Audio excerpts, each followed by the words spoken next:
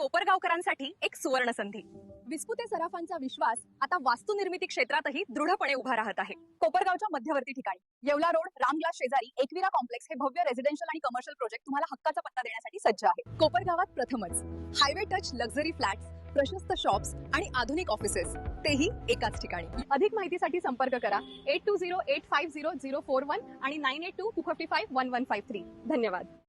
कोपरगाव नगर परिषदेची सार्वत्रिक निवडणूक पुढे ढकलण्यात आलेली आहे। 4 डिसेंबर रोजी जिल्हाधिकाऱ्यांनी माघारीपूर्वचा नवीन कार्यक्रम जाहीर केला आणि 4 तारखेपासून 10 डिसेंबर पर्यंत जे उमेदवार आपलं माघारी घ्यायचे असेल ज्या उमेदवारांना त्यांना माघारी घेण्याची जी आहे तर मुदत ठेवण्यात आली होती। 5 तारखेला जे आहे तर रहीमुन्निसा राज मोहम्मद कुरेशी नगराध्यक्ष पदासाठी ज्या अपक्ष उमेदवार आहेत त्यांनी आपला उमेदवारी अर्ज मागे घेतलेला आहे। त्याचबरोबर रहीमुन्निसा राज मोहम्मद कुरेशी यांचाच प्रभाग क्रमांक 12 मध्ये सदस्य पदासाठी अपक्ष उमेदवारी अर्ज त्यांनी दाखल केला होता, ते देखील त्यांनी माघार घेतलेली आहे त्या ठिकाणी। आणि काल 9 डिसेंबर रोजी आतिश सतीश शिंदे जे प्रभाग क्रमांक 4 मधील अपक्ष उमेदवार आहे त्यांनी देखील आपला उमेदवारी अर्ज मागे घेतलेला आहे। आणि आज 10 डिसेंबर रोजी प्रभाग क्रमांक 8 मधील राष्ट्रवादी काँग्रेस शरदचंद्र पवार पक्षाचे जे उमेदवार आहे खालिद जमाल कुरेशी यांनी देखील आपला उमेदवारी अर्ज मागे घेतलेला आहे। त्यामुळे आता कोपरगाव नगर परिषदेसाठी एकूण नगराध्यक्ष पदासाठी 6 उमेदवार निवडणुकीच्या रिंगणात आहे, तर 123 उमेदवार जे आहे सदस्य पदासाठी निवडणुकीच्या रिंगणात आहे। आता आपण बघितलं तर आज माघारीचा जे आहे तर शेवटचा दिवस आहे आणि या शेवटच्या दिवशी नेमके राजकीय काय समीकरणे बदलतात हेच पाहणं महत्त्वाचं असेल। आणि पुढील काही तासांमध्ये जे माघारीची मुदत आहे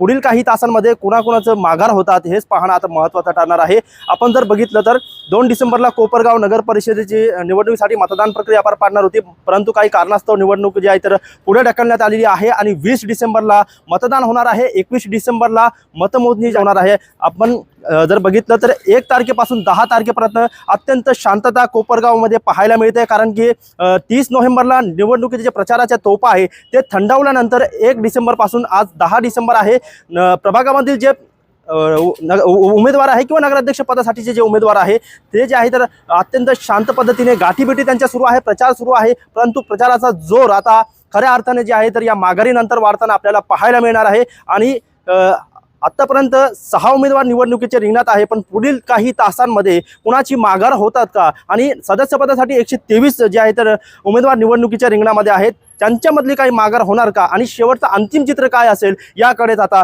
सर्वांचं लक्ष लागलेलं आहे। कॅमेरा पर्सन विशाल लोंढेसह मोबिन खान, माय न्यूज, कोपरगाव।